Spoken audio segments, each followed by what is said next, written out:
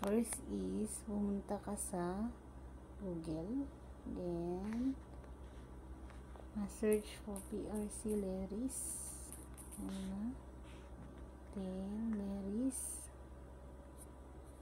Then, proceed mo na. I-click mo lang yan.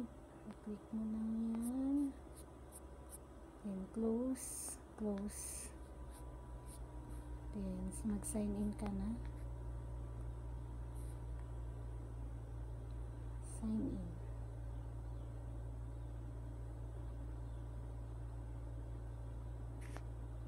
Then, scroll down mo lang. I have read. I agree. Proceed. Okay. Then, certificate. Select your transaction. Ang kukunin mo ay authentication, certification of board rating. Then, select your profession. Professional. For example lang, professional. Picture. Ayan.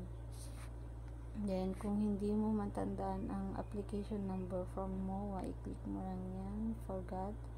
Then, anong date ng exam mo? For example, yan, September 2017. Ilan ang i-request mo? 1. Purpose. Lagay mo lang dyan. Then, proceed.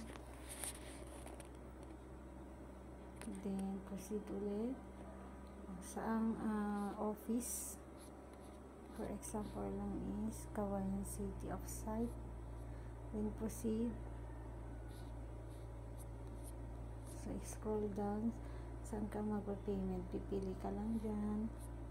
Or kung gusto mong iba yung schedule mo kasi hindi ka pwede, view others dates mo lang. Then, nilagay mo for example 25 ka pwede. Then, yung reason mo, for example work, confirm mo lang. Then, proceed ka sa payment. Yan, pili ka lang dyan. Then,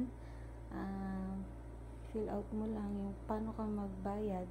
Then, yun na. Tapos na.